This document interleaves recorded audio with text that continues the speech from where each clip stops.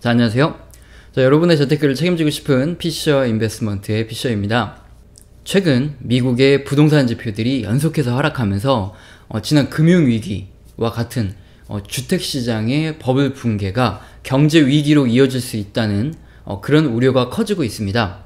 해당 지표는 전미 주택건설협회 NAHB Nation Association of Home Builders라고 하는데요. 주택시장 지수예요. 과거 표를 보시면 1980년대 중반에는 저축대부조합 Saving and Loan, 그 SNL이라고 하죠. 저축대부조합이 파산하면서 부동산 시장 또한 폭락을 했습니다. 그리고 지난 2001년 IT 버블 붕괴 당시에도 보시면 부동산 버블이 원인이 되었던 건 아니고요. 하지만 이게 약간의 부동산 하락이 있었죠. 그리고 2008년 금융위기 당시 부동산 버블이 가장 큰 원인이기 때문에 가장 큰 폭으로 폭락을 했죠.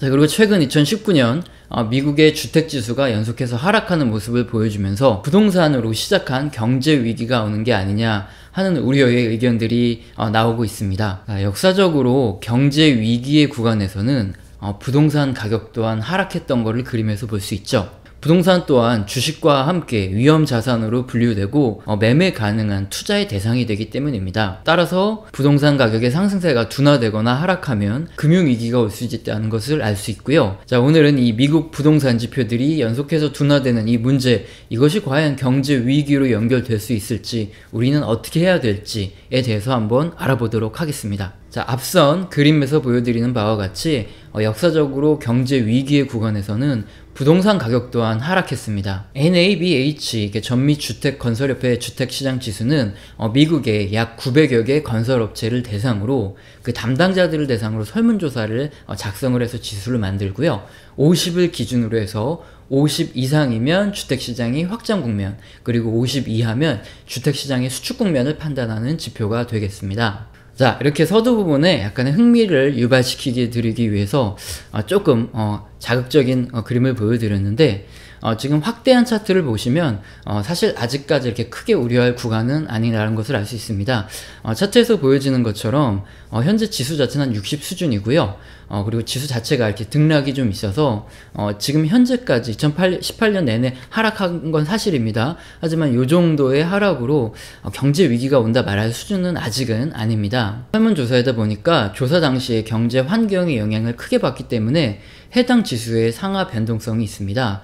따라서 단순히 얼마간 지수가 하락했다고 경기 둔화를 전망하기보다는 지속적으로 저점이 낮아지거나 고점이 낮아진 이 추세를 보는 것이 더 중요합니다. 자, 현재 상황은 아직도 60 이상의 확정 국면에 있고요.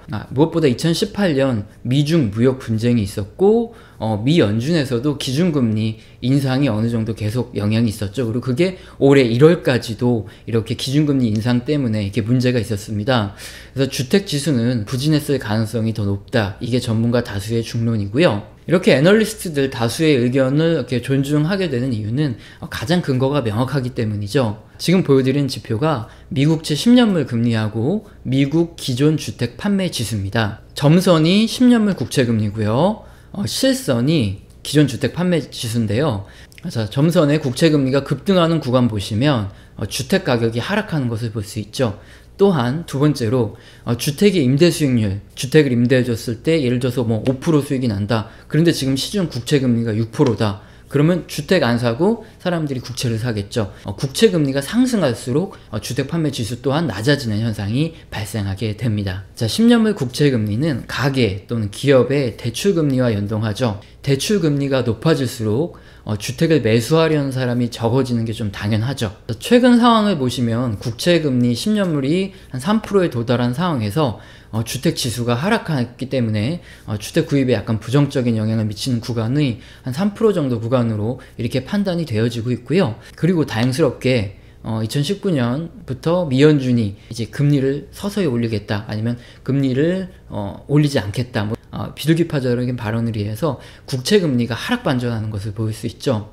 그리고 역시나 NABH 주택지수 또한 2019년 1월부터 반등하는 모습을 보여주고 있습니다. 그림 보시면요, 미국의 1960년대 이후 주택 공급과 경제 위기의 관계를 나타낸 차트입니다. 지금 회색 선으로 아래로 내려지는 부분이 바로 경제 위기가 왔던 구간인데요. 지수상으로 보면, 자, 9포인트 이상의 공급 과잉이 있을 때 주택시장의 둔화가 경제 위기의 선행 지표가 됨을 알 수 있죠. 자, 그런데 2019년 미국 부동산 시장 보시면 과열의 상태가 지금 있나요? 없죠. 따라서 지금 미국의 주택지수가 계속 하락한다고 해서 이것이 경제 위기나 금융 위기로 연결될 가능성은 또 낮다는 거죠. 자, 전체적인 결론을 내려볼게요. 미국 주택시장 지수를 통해서 경제 위기를 파악하는 방법을 알아봤는데요. 일반적으로 주택은 대출금리와 연관이 높은 미국채 10년물 금리와 반대되는 흐름을 보여주는 경향이 높습니다. 따라서 국채금리가 일정 수준 이상으로 상승하게 되면 주택가격은 떨어졌고요. 국채금리가 하락하게 되면 주택가격이 상승하는 흐름을 보였던 경우가 많습니다. 자, 또한 주택의 공급 지표를 통해서 주택시장의 과열을 파악할 수 있는데요. 과열이 있은 후에는 경제 위기가 여러 차례 도래했음을 또 알 수 있습니다. 2019년 미국 주택 공급의 과열은 보여지지 않고요. 또한 미국채 금리도 급격한 급등은 예상되지 않기 때문에 자, 현재 주택지수의 지속적인 하락은 딱 일시적인 주택경기 둔화 정도로 넘어갈 것으로 보이고, 자, 현재 상황으로 볼 때 다음 경제 위기는 미국의 부동산 시장의 과열로 발생한다기보다는 신흥국 시장의 부채 위기가 원인이 되어 발생할 가능성이 점점 높아지고 있다 판단되어지고 있네요. 좋은 정보 지속적으로 공유하시면서 투자에 도움받고 싶으시면 구독과 좋아요 꼭 눌러주시기 바랍니다. 감사합니다.